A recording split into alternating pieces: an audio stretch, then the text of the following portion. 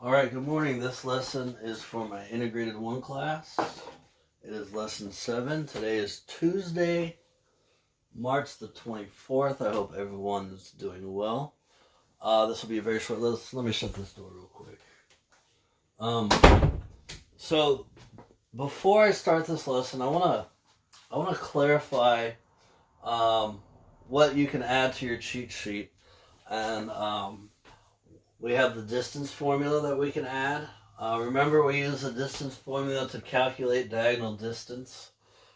I can give you the problem as a graph where then you make the right triangle, or I can give it to you as two ordered pairs, and then you figure out how your x values change and how your y values change. That's your horizontal length, and how your y values change is your vertical length. And then we can use a formula. Remember, to finish this formula, you actually do need to use the square root. So the actual diagonal length is the square root of a squared plus the square root of b squared.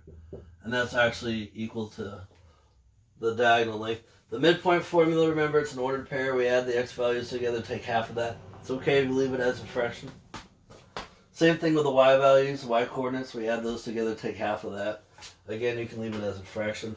I didn't finish this one. I don't remember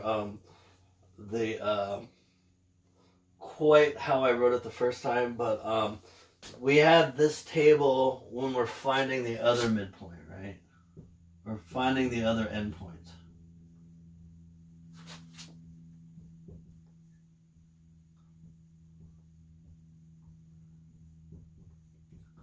So if you have your endpoint and you know how far it is to get to your midpoint, and you know how far it is to get to your midpoint, you can use that distance to go from the midpoint to the other endpoint. So that's how you can find the other endpoint. I also have the the translations on there. So xy is going to turn into again, translation is a horizontal or vertical movement or a diagonal movement.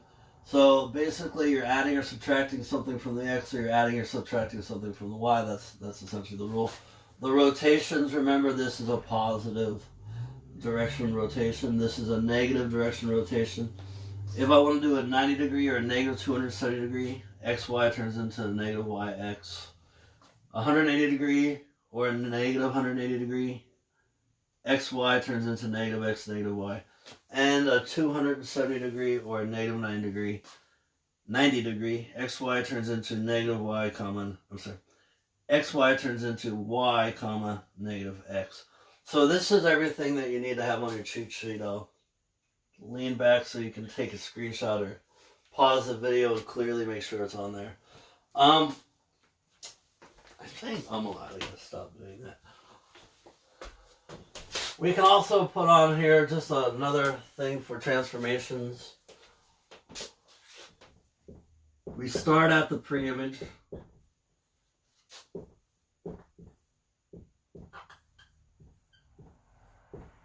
We move to the image. Right. Alright, so let's get into today's lesson. It's really easy. I'm gonna keep it pretty short. I'm gonna make this a 2-day lesson about reflections. Let me just talk about a reflection, or the idea of a reflection here real quick. When you're looking in the mirror, if I'm looking in the mirror and the mirror's over here, my right hand is closest to the mirror, my left hand is further from the mirror. So in my reflection, let's see if I can do this right. In my reflection, it's going to be the opposite, right? It's going to be the opposite. So reflections, you're going to have things be the same distance away from what they're reflecting over. All right, so we're only going to talk about 2 reflections today. We're going to talk about reflecting over the y-axis and reflecting over the x-axis, and we're going to create rules for these. So let's start our lesson. So let's move on to our second goal today: creating rules for reflections. So we're only going to do 2 reflections.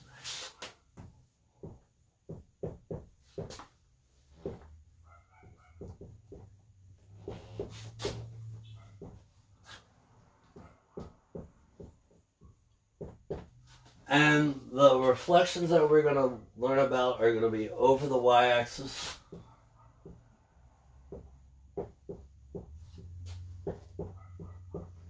and over the x-axis. So we're just going to figure out what happens with these. So let me draw my graph. And I'm just going to use a real simple ordered pair.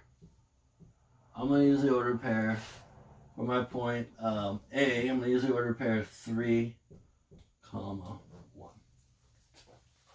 All right. So what I want to do is I want to take this point and I want to reflect it over the y-axis. So again, if we're going to reflect my hand over the y-axis, notice that my thumb is furthest from the y-axis. So this again is the y-axis. So my thumb is furthest away from the y-axis, and if I was to reflect my hand over the y-axis, my thumb is still furthest away.